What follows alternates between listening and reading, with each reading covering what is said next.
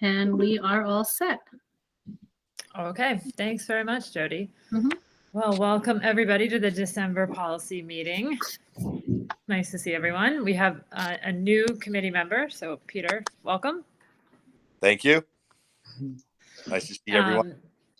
Yeah, no, this is a great committee. We do a lot of work on the policies for the district. Sometimes we get revisions from our lawyers for changes that have been made at the state level that we just kind of need to implement more administratively. Other times we try to think holistically about the schools and policies that either need to be updated or changed or added. If you remember, this committee created a sustainability policy last year, which we started from scratch. Which we're quite proud of. So that's kind of the work we do, Peter. Okay. We start our meeting. How have you been able to get into Board Book and see kind of the agendas and the attachments and stuff, or have Yes, they not worked out? This I was fine. I saw the agenda. I do Okay. have printout of the red line of the changes that Jody put together, so I'm good. I just didn't get to go on Google Meet's part of that email. That's fine. No worries. All right. So we start with the minutes from the previous meeting. I looked over them and they looked accurate and complete to me. I didn't know if anyone else had any changes or modifications. Okay. Can I have a motion to approve the minutes? Okay, thanks, Sharon. So even though you weren't there, Peter, you can still vote on the minutes. So if you wouldn't mind being our second. A second. Okay, thanks. There we go. All right. So do we have any discussion of the minutes? Okay. So all in favor of approving the minutes? Aye, Melissa. Aye, Sharon. Aye, Peter. Okay, great. So the minutes, Jody, are finalized and approved from last month. And then the agenda item, let me just double check, is the Policy 61462. 6146.2, credit for online courses. So, Peter, since you're new, we had a pretty robust discussion about this policy last month. And, Lisa, maybe you can give us a little bit of background on why we made some of the changes we did to the online course options for students. Sure. And I'm at the high school because I had a meeting earlier. So I asked Meredith Starzyk to come in because she's free in case anybody has a question that I forget the answer to, or to add more clarity, to be perfectly frank. So basically what this is it speaks to how we process credit for online courses. And it says here, oh, come on in, Meredith. I think everyone knows Meredith. Peter, I don't know if you know Meredith Starzyk. She's our director of school counseling. Meredith, this is Peter Gordon, our new board member. You can take your mask off if you want. Okay. Here, get in the camera. I thought I just explained, since I happen to be here and I came from your office and I thought you had a few minutes to come over. So we're reviewing sort of the basis of why we are looking for this credit for online courses. And I can read number one. This is the one that we added, that the course is not offered at Weston High School. The course is not available due to scheduling conflict, or the course is being requested as a means of accelerating a sequence. Can you elaborate a little bit on that, of kind of the types of situations you see in guidance along those lines? Sure. Sometimes this will happen with some of our students who do music as well as languages. Sometimes we have some conflicts there, and they want to make sure that they can continue with their ensemble here in the building. However, sometimes they're losing an academic course to do that. So that will help in that situation. Also, we have some students who like to accelerate. Sometimes they accelerate, mostly in math, I would say, is where we see some students taking some courses to accelerate. And where do we see that? Like at what math courses generally? Sometimes I see it where students will take geometry because they want to do algebra 2 sophomore year. I see some of that. I think sometimes for standardized testing purposes, some students will do that. and it has to be approved by the CIL just to make sure that whatever course they're taking covers the content where they can accelerate. So everything does have to be approved. The idea of having to, due to a scheduling conflict, just to give you a little bit of background on that, how many singleton classes or only one section, Meredith, do we offer? I think it's probably about 17? one course, One course 60, I think. When you Where take there's- like AP Chem is, for example, is one. one. Music theory is one. French is one. French 5. Chinese 4. Like these standalone courses. Mhm. Advanced Well, then the wind ensemble, videography. all of our Exactly. music and art, a lot of those are single. So we probably have more kids that do that, relatively speaking, because of the size of the school and the So- program that we're offering. So what you're saying is kids that are taking this AP Chem and French 5 and Art Studio Advanced, if it's all offered during period 3, then they're in trouble because they can't find a way to take all these. Okay. Absolutely. Yeah. Exactly. And again, I don't think it's common all the time, No. but it's a good safety net for those that, want to be able to continue in something. Mhm. And when the computer helps balance everything, but like, for example, Chinese 4, okay, that's only one section. And to base the entire schedule on Chinese 4, the computer just won't do it. So how can we kind of make it work for them? The other piece that's important is, and it goes through, like, it has to be rigorous. It must be approved by the State Board of Education. It just can't be a random course. The other thing that we really specified, Meredith, if you can speak to, is how these credits are received. And that's this part, how it's attached to the transcript. Mhm. So when students take a course outside of Weston High School, they get a transcript from whatever school or university or institution they're taking it in. And we will then upload that document as another transcript. So they'll never be on our Weston High School transcript. It's always a separate transcript. The GPAs, grades, do not get factored into ours. Here, it's always a separate document. However, they do go to colleges, so colleges will see the separate transcript. So can you give us an example of what a transcript could look like with a specific online school, or what does it look like? I mean, generally, I just have the school with the year, the course, obviously the grade that was awarded and the credit that was awarded. Generally, these students are taking sometimes online courses too, so they look a little different. Those transcripts look a little different. It's not like our traditional transcript. Sometimes it's literally just. Sometimes they're even like letters, it's just with the school seal and the course, the grade, and the credit. So it's all about the credit, really. Mm-hmm. And especially if it's credit recovery and kids need credit, it's about the credit. But I do think that this is important because, if we didn't have this in, you could have someone that took a whole bunch of online courses. And then, these courses, while they meet a certain standard of rigor, dare I say they, in cases, are not as rigorous as ours. And someone, I got all A pluses and now I'm going to average that into my GPA in Weston. No, like it's got to stand alone for credit and they can see the grades on that institution. Mm-hmm. Then the last piece says that the expense for online courses is the responsibility of the student and the family, and shall not be responsibility of the board. Exceptions may be granted by the director of pupil services. Can you speak to that when something like that happens in much more of a unique situation? I can say in some of our situations where we have some students who are part of special education, we have allowed them to do some online coursework for credit recovery.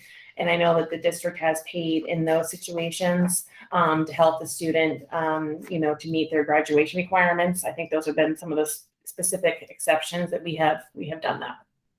But it's pretty infrequent. It is, yeah. It's pretty infrequent. So that's basically it. And I think the reason that we also reviewed this was because when we went through and reviewed prior to Peter's arrival, the whole graduation requirements and the credits and all of that stuff, and the 25 and the clusters, and part of that was this online piece. So, I'm really pleased that we're kind of cleaning that piece up.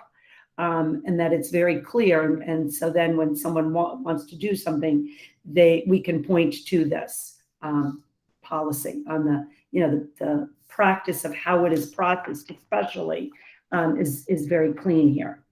Any questions for Meredith? Nope, I'm None good. from me, Meredith. Thank you. Thanks. Of course. Okay, you Of can course. go. I'll swing by before I leave. Okay. Everyone have a nice morning. Thank You you, too. Meredith. You too, Meredith. Peter, so procedurally, the way this works is, we do the work in the committee on the policy, and then when we're comfortable with it being in a final form. So last month we discussed it. Right now, you're seeing the red line changes that came out of our discussion last month. Then when we're satisfied with those, and it sounds like we are, but I'll double check that, make sure everyone doesn't have any further additions.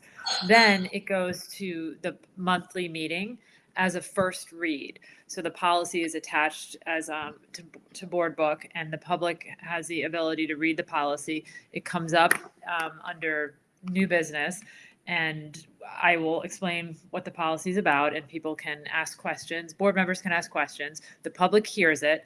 So then if we receive any comments between the first read and what will happen in January is the second read, when it's finalized, we have the opportunity between December and January to make any changes that either board members or the public brings to our attention, and it'll go again for another reading in January and hopefully be voted on in January at the second read and becomes part of our policies. So that's kind of how we operate. It's a little bit of a slow process, but it really gives the community and the board members the opportunity to comment because it's just the three of us on this committee working, and we need to make sure everybody is comfortable with what we're doing. Okay, so are people comfortable with the red line? Are there any changes? I sent mine were little changes that I sent to Jody, and she took care of it already. Okay, fantastic. All right, so I think then that's ready for December 20th. Let's make sure it gets attached, and then we'll have it as a first read. Sounds good. Can we do the second? Okay. I'm sorry, can we do the second read of the graduation requirements on the December 20th? Was that the plan? I have to remember. We already did that. Do we do did the the second thought read- we did the second read in the November meeting. That Oh, one's done. I thought it What was would the we do with that, first. Jody? No, that was the second read. Okay, let's just double check. I thought it was the second read as well. Yeah, That was it's my the second my read. mistake. That one was done already. Okay, so it's done, it's Yeah, posted. that one up was and done. all that. Okay, That so one then was this done. will I be the do first feel read. like we voted. Yeah, we did. We voted. Yeah. That one was done. And Okay. then this is the next one that's going to come up at the next board meeting. Okay, so the So we first don't- read will we be don't vote. December, and the second read will be in January. Correct. Perfect. Okay. And I have yet to hear back anything specific from the principals about Okay. further policies. I have a couple of thoughts on that I can, I didn't have a chance to do a little bit of legwork on a couple of them to look at. But I can certainly do that, and then we can add it to the January policy committee. Yeah, I think we should have, what Jen Ryan used to do, and I've scoured my emails for this. Yeah, we can't Document. find it. Mhm. I don't, it must have been a whatever, what did we use before board book? CABE? It must have come through CABE or something, because I don't CABE. have a record of it. But she had like kind of a list Yeah. of policies that we could work through. I mean, I will keep looking. I'll see if I can access CABE, but I went through every email I had from Jen Ryan, and I didn't have it. So I Jody, think it maybe came can you via see if you another can portal. access CABE and talk to them to see if we can find it? Okay. Because board Yeah, 'cause book started this year, correct? Yeah. Yeah, it was definitely Okay. before board book. Okay. And I mean, maybe it was something that came through Bill from, maybe he forwarded it from Jen. So I'll make a note. Maybe I'll search my Bill. We'll McCarthy search. email. I know that the high school principal had a couple, but I wanted to have a preliminary discussion with her about it and look at it before I move it forward Yeah. for review. I have it written down in my office, and I'm at the high school right now, so I don't have it, but That's fine. I mean, it wasn't anything, that, we weren't in compliance with or something frightening like that. It was just kind of her analysis of policies that maybe were like slightly outdated that we should take a look at. So, Sure. and we went through a lot of them last year. We went through anything related to, COVID, cleaning, discipline. We did a lot of stuff like that. So some of them we did tackle.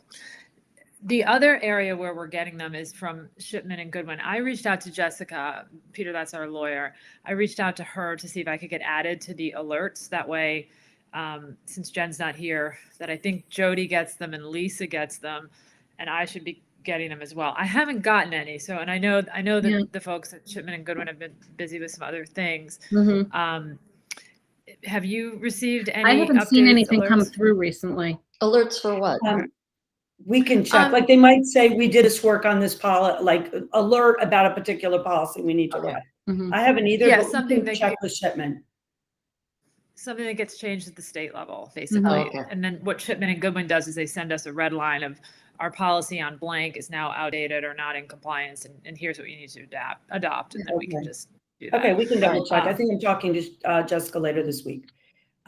So- I'm talking to her in about 45 I minutes, was so I can gonna ask say, her yeah, I as think well. there's a meeting this morning about it. I'm not in that one, but, All right, I'll Let's ask see. her. okay. And then, and if you can hear from the principals, I can check on that. Then I think, any other policies that we need that come to our minds as committee members, we can also add to the list.